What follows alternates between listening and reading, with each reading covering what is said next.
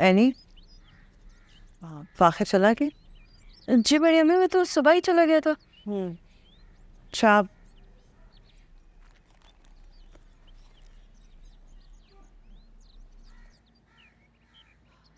बैठ।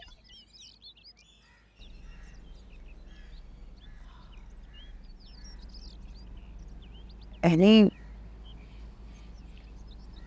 हम सभी एक बहुत मुश्किल वक्त से गुजर रहे हैं, खासतौर पे फाखिर। मुझे यकीन है कि तुम उसका साथ दोगी। तुम्हारे बड़े अब्बू ने अपनी सारी जिंदगी इस घर को दी, इस कारोबार को दी, इस घर में रहने वालों को दी। उनकी इस मोहब्बत को हम सबको मिलकर लौटाना ये फर्ज है हमारा। हबीब ने जब दूसरी शादी के जुनून में तुम बच्चों को भुला दिया था ना, तब ज़हीर ने ये बीड़ा उठाया था कि तुम बच्चों से कभी कोई नाइंसाफी नहीं होने देंगे, तुम बच्चों को जिंदगी में कोई कमी महसूस नहीं होने देंगे, हमेशा अपनी औलाद की तरह तुम्हें चाहा। बस उनका ये ख्वाब समझ नहीं आया हमें। तुम्हारा और फाकिर की शादी का ख्वाब, ना उसका जवाज। लेकिन एक बात तय है कि ज़हीर को यकीन था कि तुम दोनों का रिश्ता बहुत मजबूत होगा और वक्त आने पर फाकिर सब संभाल लेगा।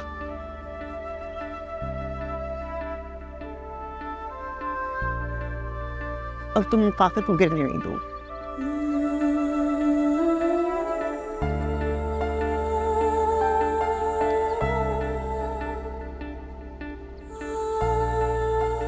मैं बड़े अम्मू का ख्वाब पूरा करूंगी ना, उनका मान रखूंगी ना।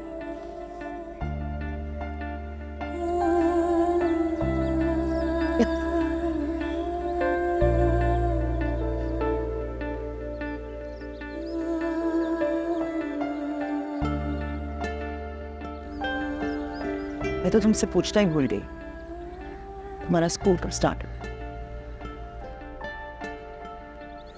हाँ बड़ी अम्मी, जब आपसे इस बारे में बात करनी थी। अगले हफ्ते से मेरा स्कूल स्टार्ट है, फाइनल टर्म है। उसके बाद कॉलेज, तो मैंने तैयारी करनी है बहुत ज़्यादा। तो करो, किसने रोका है तुम्हें? पढ़ो, अच्छे से पढ़ो। वो कुछ बुक्स चाहिए थी मुझे। हाँ तो खरीद दो। वो फाकिर को भी 1-2 बुक्स चाहिए, तो वो भी ले लेंगे हम।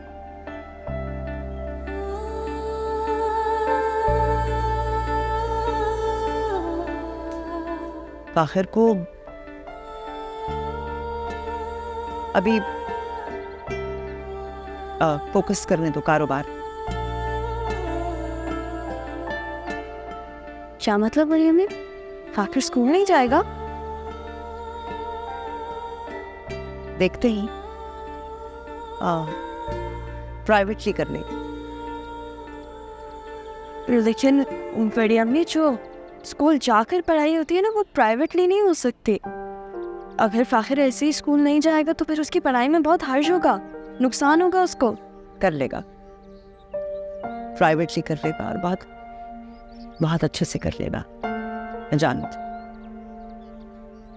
उसके बाबा ने भी तो पढ़ाई के साथ साथ इतना बड़ा कारोबार सेट किया था, बहुत मेहनत की थी और सब कुछ इतने अच्छे से कर लिया था। वो भी कर लेगा। वो कैसे करेगा? फाकिर बड़े अब्बू जैसा थोड़ी ना, जैसा ही उन्हीं का बेटा है, कर लेगा वो। मुझसे बेहतर कोई नहीं जानता कि वो जैसा ही है। तुम उसकी फिक्र ना करो, अपनी पढ़ाई पर तवज्जो दो, किताबों की लिस्ट बना दो, मैं मंगवा देती हूँ। नहीं मेरी हमें इसकी कोई ज़रूरत नहीं, मैं खुद ही ले आऊँगी।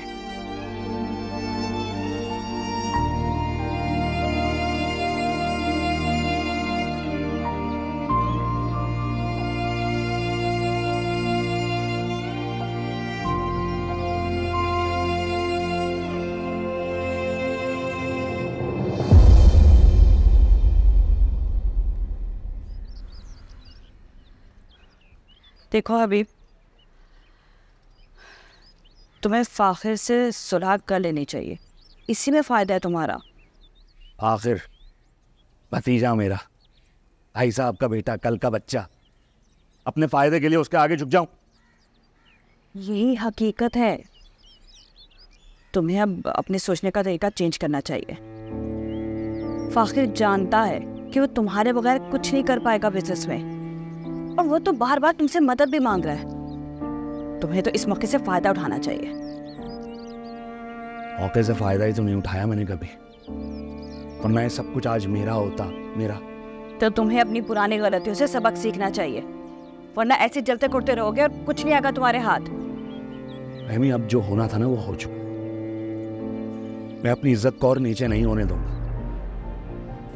अब जब तक भाभी मुझसे आके नहीं कहेंगी ना कि बिजनेस संभालो, मैं नहीं संभालूंगा। बस अपनी अनाह के चक्कर में ना बेवकूफ़ी कर रहे हो तुम तो खुद मौका दे रहे हो फराज को और साइका को बिजनेस में आगे बढ़ने का। हद करते हो तुम भी। देखो हबीब, तुम पीछे हटोगे तो ही वो दोनों आगे बढ़ेंगे ना, फाखिर और समीना भाभी की मदद करने के लिए।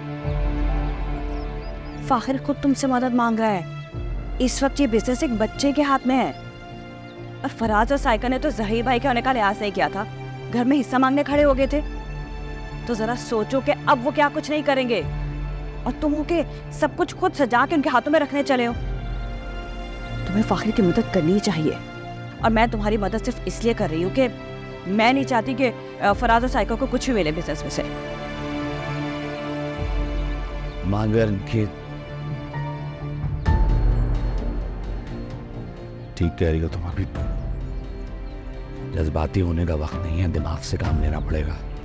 अब की ना तुमने अक्लमंदी की बात, और तुम बिल्कुल बेफिक्र हो। मैं हर मामले में तुम्हारे साथ खड़ी हूँ। चाय पियो, ठंडे दिमाग से सोचो कि आगे क्या करना है। बस मैं तो बहुत खा लिया, बहुत अच्छा बना हुआ है। और लजीज था। जमशेद, कुछ पता चला चोरों के बारे में? क्या कह रही पुलिस? पुलिस का तो पता है आपको, बस चक्कर लगवाई जा रही है। जब जाओ उनके पास हम कोशिश कर रहे हैं। मुझे पता है कोई कोशिश नहीं कर रहा है, ऐसे ही तंग कर रहे हैं बस। पता है आप ही, इसी वजह से जमशेद बहुत परेशान है। आए दिन पुलिस स्टेशन के चक्कर लगाते रहते हैं, खाने पीने का होश नहीं, और ऊपर से अम्मा जी को भी तो संभाल रहे हैं बेचारे। ओ, इसीलिए पता है मैंने सोचा खाने पे बुला लूँ, थोड़ा दिल अच्छा हो जाएगा तुम लोगों का। बड़ी अजीब सी बात है भाई, अपने घर में भी इंसान महफूज नहीं है। हाँ सही कह रही हैं। अब देखें ना, बैठे बिठाए अचानक ये क्या हो गया।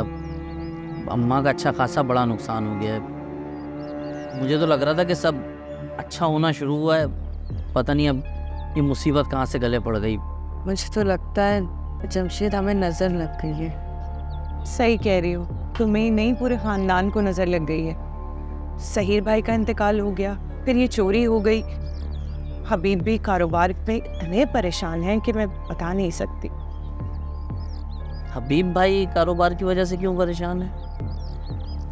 अब क्या डिस्कस करूं तुम लोगों से सी बातें। उनके घर वाले ना सब उनके खिलाफ हो गए हैं। उनको लगता है कि ज़हीर भाई के जाने के बाद कहीं हबीब कारोबार पर कब्जा जमा के बैठ गए। मतलब सोचो, उनकी नीयत पे शक कर रहे हैं। वैसे लगते हैं तुम्हें? हबीब भाई तो ऐसे बिल्कुल भी नहीं है। कतई भी नहीं। वो अपने भाई का इतना मान रखते थे कि मुझे उस घर में कभी नहीं लेके गए क्योंकि ज़हीर भाई नहीं चाहते थे। ये तो हाँ, तो गलत हो रहा है हबीब भाई के साथ। हबीब भाई खामोश क्यों बैठे हैं? कुछ बोलते क्यों नहीं है?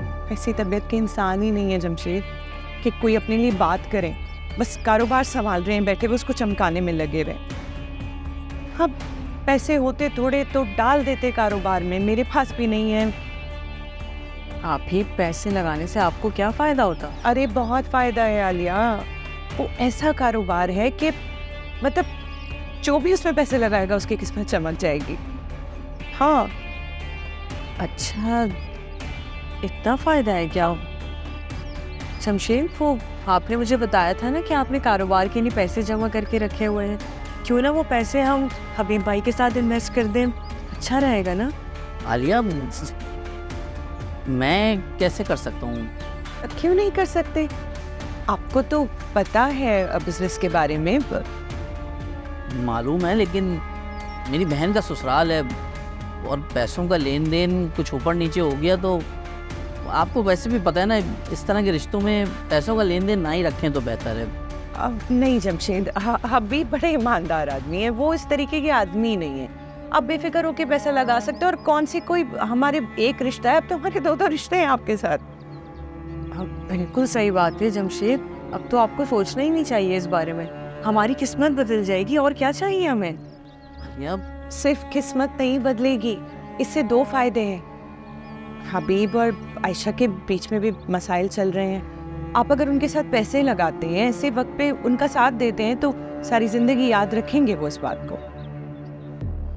ताल्लुकात क्या मतलब आपका? आपको पता नहीं है कि आयशा ने हबीब को बताए बगैर सारा जेवर अम्मा के पास रखवाया हुआ था, और ऐसी बातें शौहरों से छुपाई जाती हैं।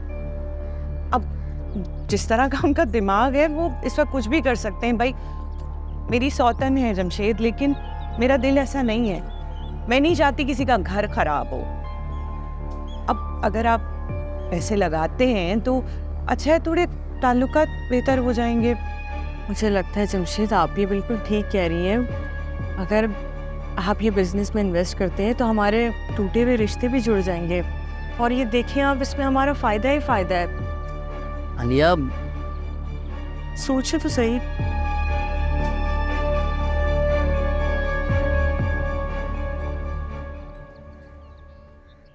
अस्सलाम वालेकुम दादी। वालेकुम सलाम, कहाँ से आ रही हो तुम? ओ दादी, स्कूल के लिए ना कुछ किताबों की ज़रूरत थी, वो लेकर आ रही हूँ। अगले हफ्ते से स्कूल जाना है ना। स्कूल? दिमाग ठीक है तुम्हारा?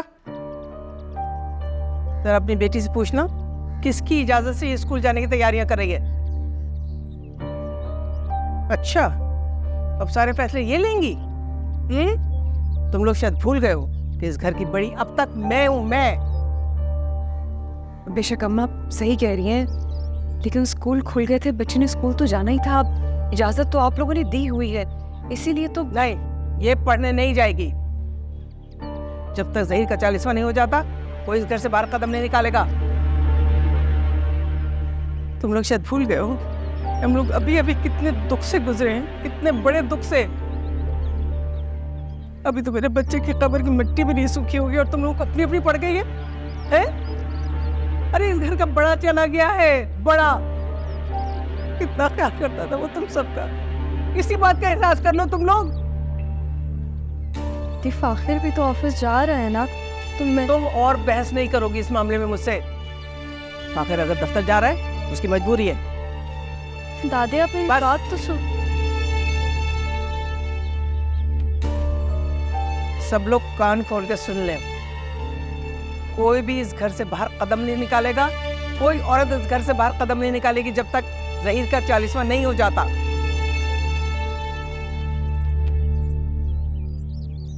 सुन लिया तुम लोगों ने?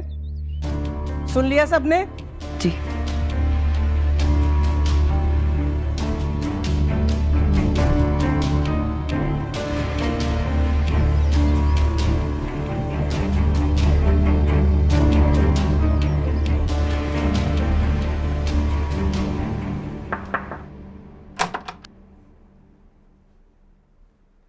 आमना, क्या हुआ बेटा? तुम सुबह से अपने कमरे में क्यों बंद हो? तुम्हारे पापा भी पूछ रहे हैं कि तुम सुबह से बाहर नहीं आई। Is everything okay? मामा, मेरा बस मूड ठीक नहीं है, बस इसीलिए कमरे में बैठी हुई हूँ। क्या हो गया मेरी बेटी के मूड को? किसने खराब कर दिया? मेरी बेटी का मूड तो कभी भी खराब नहीं होता।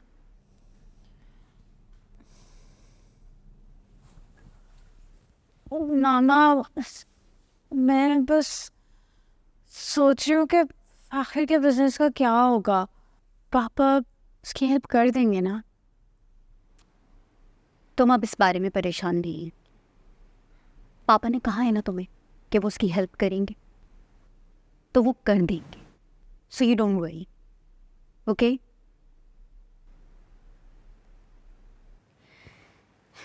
वैसे मेरे पास तुम्हारे लिए गुड न्यूज़ है। कैसी गुड न्यूज़? भाई मैंने और तुम्हारे पापा ने डिसाइड किया है कि हम तुम्हें कॉलेज के लिए बाहर भेज रहे हैं। आप लोगों ने तो मुझे साफ मना कर दिया था ना कि आप लोग मुझे अपने आप से इतना जल्दी दूर नहीं कर सकते, तो अब क्या हुआ? मुझे याद है हमने मना किया था, लेकिन हमने कहा था कि हम तुम्हें यूनिवर्सिटी के लिए भेजेंगे। हाँ, तो यूनिवर्सिटी में तो अभी काफ़ी टाइम है, अभी तो स्कूल चल रहा है और मैंने तो इस बारे में सोचना भी छोड़ दिया है। तो अब अचानक पापा को क्या हो गया? मैंने मनाया है, तुम हमारी इकलौती बेटी हो, और अगर हम तुम्हारे विशेष का ख्याल नहीं रखेंगे तो फिर कौन रखेगा? और बेटा अब हालात ना पहले जैसे नहीं रहे हैं, तो तुम्हारे पापा सोच रहे हैं कि बिजनेस बाहर सेट कर लें। तो अच्छा है, तुम पहले चली जाओगी, पढ़ोगी, वहां पर सेटल हो जाओगी, तो इसमें क्या बुराई है? मामा, but I've changed my mind. What do you mean?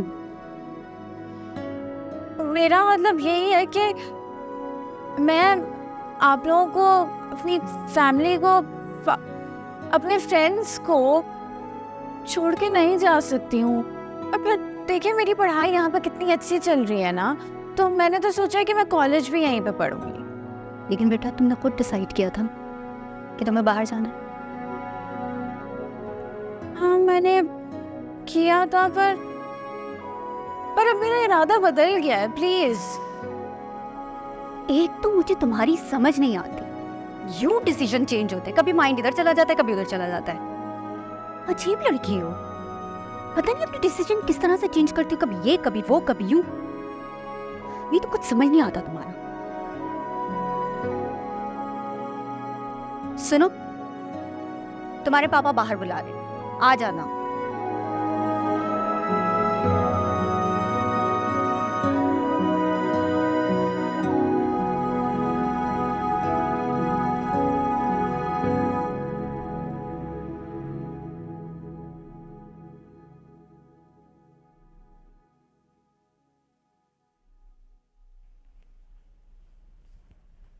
Fakhir, Fakhir मुझे तुमसे बात करनी है। बिजी हूँ यार, अभी बात में आना। फाखिर इम्पोर्टेंट है, प्लीज़ मेरी बात सुनो। बोलो। फाखिर देखो, दादी ने ना मुझे स्कूल जाने से मना कर दिया। वो चाहते हैं कि मैं घर पे बैठूं। सिर्फ 40वीं तक की तो बात है, चली जाना बाद में। मैं ये बात पता है, बताई थी मुझे अम्मा ने। फाखिर तुम्हें पता है 40वीं तक मेरी पढ़ाई का कितना लॉस हो जाएगा? तो नोट्स ले लेना यार, किसी से क्या फ़र्क पड़ता है। क्लास मिस करने से मुझे फ़र्क पड़ता है फाखिर।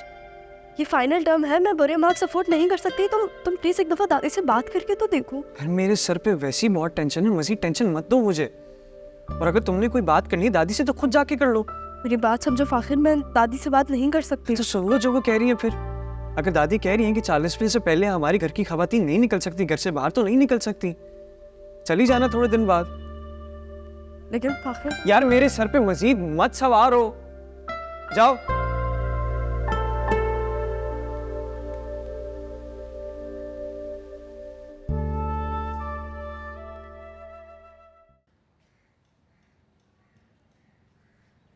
तुम यहाँ आओ, मैं तुम्हें वहां ढूंढ रही थी।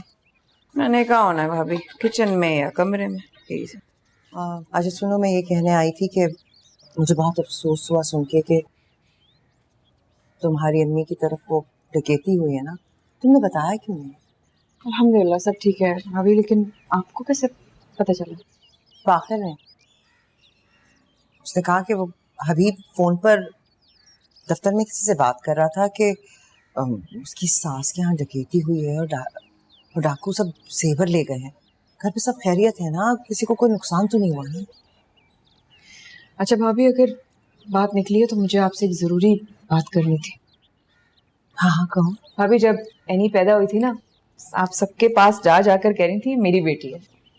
जब शादी होने लगी तो मैं बेफिक्र थी, एक माँ की गोद से निकलकर दूसरी माँ की गोद में जा रही है, लेकिन आप सास बन गई।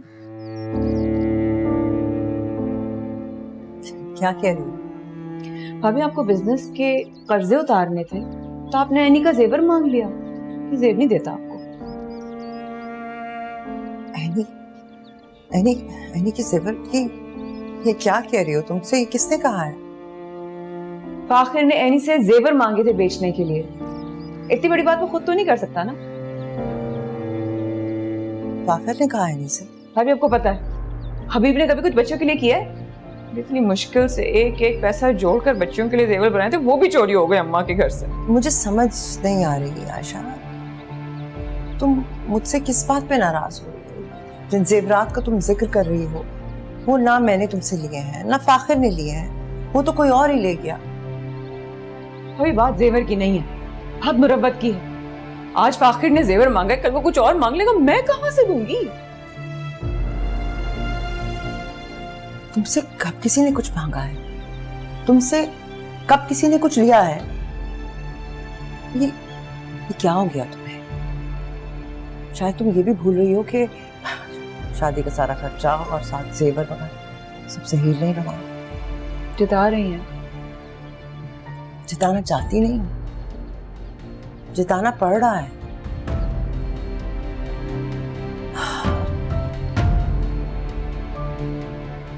जैसे ज़हीर आज तक इस घर को, इस घर वालों को संभालते आए हैं ना, उसी तरह फाखिर भी करेगा, ये बाप की तरह सबके लिए सब कुछ संभालता रहेगा। लाओ रोटी बना देती हूँ। कभी सोचा भी नहीं था फाइजा कि स्कूल जाना जंग के जाने के बराबर हो जाएगा। नहीं, अब जो हो गया वो हो गया, अब क्या कर सकते हैं? किससे परेशान नहीं हूँ फाइजा। मैं अंदाज़ा भी है कि 40वें तक मेरी पढ़ाई का कितना लॉस हो जाएगा। शादी की वजह से ऑलरेडी मेरी पढ़ाई का इतना लॉस हो चुका है। ए ग्रेड से बी ग्रेड पर आ गई हूँ मैं। इस पर मेहनत करनी थी मैंने, अच्छे नंबर लेकर आने थे ताकि वापस से मेरा ए ग्रेड आ जाए। नहीं, आ जाएगा तुम्हारा ए ग्रेड, टेंशन ना लो। मेरे पास चॉइस नहीं है। नेक्स्ट ईयर जब इंजीनियरिंग के सब्जेक्ट्स लेंगी ना, उसके लिए मुझे अभी ए ग्रेड लेकर आना ज़रूरी है। वैसे नहीं, तुम्हें लगता है बड़े अब्बा के बाद ये सब तुम्हें स्कूल से आगे बढ़ने देंगे? आगे बढ़ने से कोई भी नहीं रोक सकता फाइजा। किसी भी चीज़ और किसी के लिए भी मैं अपनी एजुकेशन को नहीं छोड़ूंगी। ये एजुकेशन ही तो है जो मुझे मजबूत बनाता है। अम्मा की तरह मैंने ज़िंदगी नहीं गुजारनी। ये अपनी पूरी ज़िंदगी घरदारी में ही गुजार दो, मेहमानों में गुजार दो। मुझे खुद कुछ बनना है और अपने ऊपर नाज करना है। इसके अलावा और यही क्या किया है मेरी ज़िंदगी में? नहीं, तुमने तो फ्यूचर के बारे में कितना कुछ सोच के रखा है। काश मैं भी तुम्हारी तरह सोच सकती। अच्छा, तुम्हें भी सोचना पड़ेगा। तुम अम्मा के आश्रय पे नहीं रह सकती, क्योंकि अम्मी ने हमारी शादी के लिए जेवरात जोड़ने के अलावा और कुछ भी नहीं किया। और तुम्हारे सामने ही है ना कि वो सब भी एक झटके में छिन गया।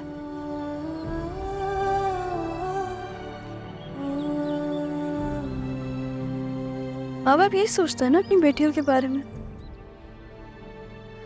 कि उनको थोड़ा सा पढ़ाकर घर से निकाल दो और उनकी शादी करवा दो, दूसरों के हिफ्ज़ करम पे छोड़ दो। भले वो अपनी ज़िंदगी में कुछ करे या ना करे, कुछ बने या ना बने। क्या एक फिक्स डिपॉजिट नहीं हो सकता जिससे आना तालीम हासिल हो? या एक टुकड़ा, एक ज़मीन का टुकड़ा जो हम बेटियों के नाम हो जाए, ताकि हम पूरी ज़िंदगी किसी खौफ में ना जिए कि हमारे सर से छत छिन जाएगी। कॉम्प्रोमाइज़ ना करने पड़े हमें, हम अपने लिए कुछ कर सकें। ये गाड़ी, बिजनेस, पैसा, ये सब लड़कों के हिस्से में जाता है ताकि उनका फ्यूचर अच्छा हो। और हमारे लिए ये जेवरात और ये जोड़ों के अलावा क्या सोचा जाता है? कौन सोचता है हमारी जिंदगी के बारे में? कोई भी नहीं।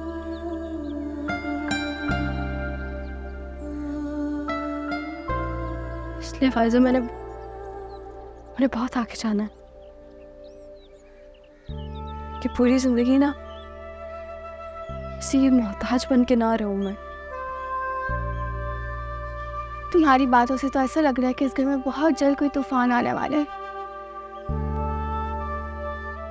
तूफान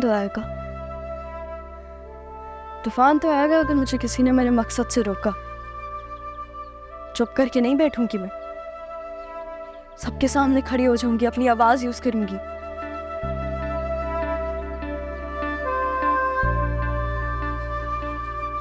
बहुत आगे जाना है, मुझे आगे जाने से कोई भी नहीं रोक सकता।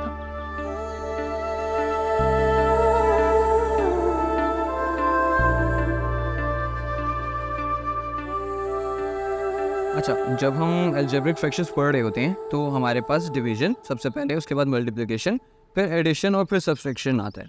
इन चीज़ों को फोकस में लेके चलेंगे तब आगे हमारे प्रॉब्लम सॉल्व होंगे। ठीक है, अभी सबसे पहले हम लोग ये एग्जांपल देख लेते हैं जिसके अंदर ये वाली बिल्कुल ये वाली सिंप्लीफाई करना है हमने x की पावर 4। अस्सलाम वालेकुम। वालेकुम सलाम।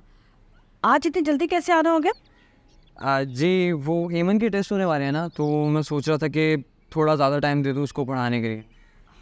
अच्छा, अम्मी आप बेफिक्र हो जाएं, मैं बहुत अच्छे से पढ़ रही हूँ, इस दफ़ा बहुत अच्छे मार्क्स आएंगे, आप देखिएगा। हाँ वो तो मैं देख ही रही हूँ। आंटी मुझे एक अर्जेंट कॉल आ रही है घर से, एक्सक्यूज़ मी। हाँ हाँ,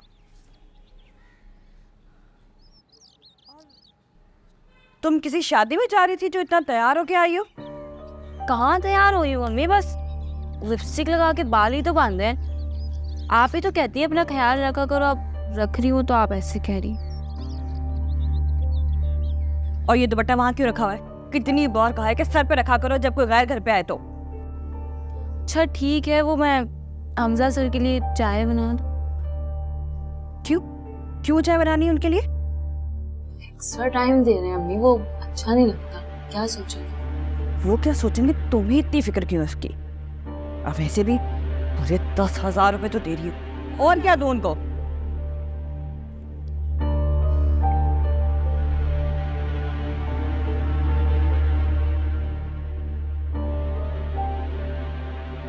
आप वहाँ क्यों बैठ गई हैं? बस मैंने सोचा है कि मैं यहीं बैठूंगी और आप देखोगे कि तुम्हारी पढ़ाई कैसी चल रही है। सॉरी आंटी, वो एक अर्जेंट कॉल आ गई थी बस। कोई बात नहीं बेटा, तुम एमन को पढ़ाओ। अच्छा तो हम कहाँ थे? हम इस पे थे, एग्जाम्पल पे। ओके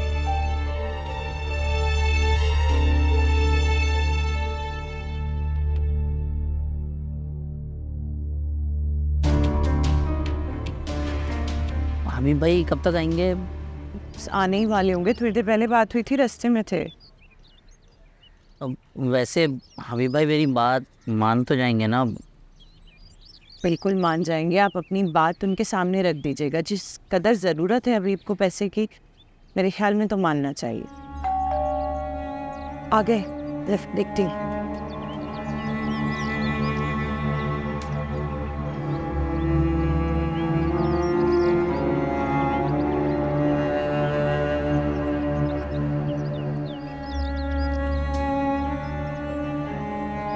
जमशेद, तुम? अस्सलाम वालेकुम, कैसे हैं हमीद भाई? वो शाम क्या हाल है? जी बस। आलिया नहीं आई? वो अकेले आया था, आपसे बात करना चाह रहा था कुछ। बैठे ना। बोलो, बताओ बताओ क्या बात? हाँ वो हमीद भाई आपके बिजनेस का पता चला, बड़ा अफसोस हुआ। असल में बात ये करनी थी कि वो मैंने ना कुछ पैसे जमा किए थे कहीं इन्वेस्ट करने के लिए, तो मैं सोच रहा था क्यों ना आपके बिजनेस में इन्वेस्ट कर दूं। 20% प्रॉफिट दे दीजिएगा। 20% प्रॉफिट? क्या कह रहे हो? भाई मैंने कुछ ज़्यादा तो नहीं मांग लिया, वैसे भी जितने पैसे मैं इन्वेस्ट कर रहा हूँ उसके हिसाब से तो 20% तो कुछ भी नहीं है। हबीब सही तो कह रहा है वो। आपने तो कहा था ना कि कोई भी बिजनेस में इन्वेस्ट करेगा तो 60-40 होता है, वो तो फिर भी 20% मांग रहा है बेचारा।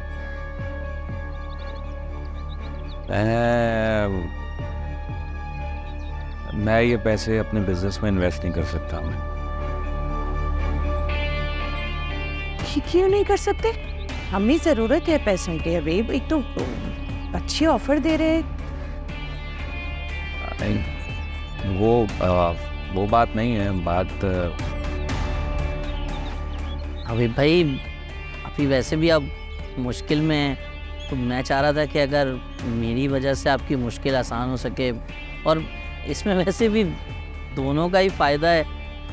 अब बाकी आप मेरे बड़े हैं, जो आप फैसला करें आगे आपकी मर्ज़ी।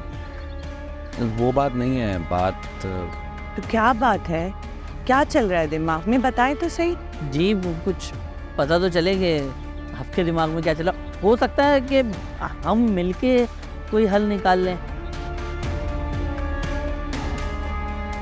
जमशेद, तुम मेरे साले हो, मैं तुम्हारे पैसे अपने बिजनेस में इन्वेस्ट कर नहीं सकता। मुझे घर पे बताना पड़ेगा। समीना भाभी पहले ही सोच रही हैं कि मैं भाई साहब के बिज़नेस पर कब्ज़ा करना चाहता हूँ। अब उनको अगर पता लगेगा कि मैं अपने साले का पैसा इन्वेस्ट कर रहा हूँ तो वो फिर इतना आसान नहीं है। नहीं हबीब, कोई कुछ नहीं सोचेगा। उल्टा आप तो एहसान कर रहे हैं उन पे। तो तुम बोल रही हो ना। मैं उन्हें जानता हूँ वो क्या सोचती हैं मेरे बारे में। हबीब, सारी सोचें बदल जाएंगी। आप तो अंधेरे में रोशनी का काम कर रहे हैं। तो उनका डूबता हुआ बिजनेस बचा रहे हैं। उल्टा आप एहसान कर रहे हैं उन पर। अब आपको कैसे समझाऊं कि अगर जमशेद, मैं, आलिया और आयशा सब आपके साथ होंगे तो समीना भाभी कमज़ोर पड़ जाएंगी। आपके पास एक मौका है अभी। अब देख लीजिए, हम तो समझा रहे हैं, बाकी आपकी मर्जी।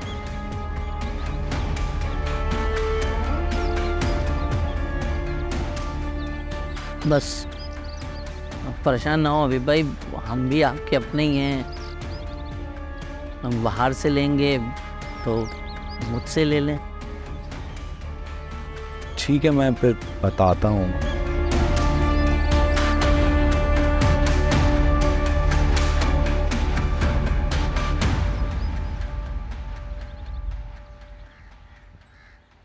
क्या हुआ फ़ाखिर? शुक्र है आप आ गए। क्या हबीब कहाँ है? नहीं आया अभी तक? कब से उनको कॉल करने की कोशिश कर रहा हूँ, आ ही नहीं रहे। वहाँ पे इन्वेस्टर बेचारा कब से इंतजार कर रहा है हमारा। अभी मीटिंग शुरू हो जाएगी थोड़ी देर में। मुझे यही उम्मीद है हबीब से। वो कभी साथ नहीं देगा हमारा। खामखा फोर्स कर रहे हो उसे आने के लिए। सच तो यह है कि हबीब ने कभी चाहा ही नहीं है कि ये बिजनेस फिर से ठीक हो जाए। वो ओन ही नहीं करता इस बिजनेस को। ज़हीर भाई के होते हुए भी अपनी गैर जिम्मेदारियों की वजह से कितना नुकसान पहुंचा है इस बिजनेस को। उसी की वजह से इस हाल को पहुंचा है ये बिजनेस। देखो, मीटिंग करना ज़रूरी है। चलो आप। अरे उनके बगैर नहीं कर सकते हम मीटिंग। सबसे ज़्यादा इस बिजनेस के बारे में वही जानते हैं। हम लोग को थोड़ी पता है क्या बात करेंगे उनसे। हाथ से निकल जाएगा। ठीक है, करो फिर कॉल करो।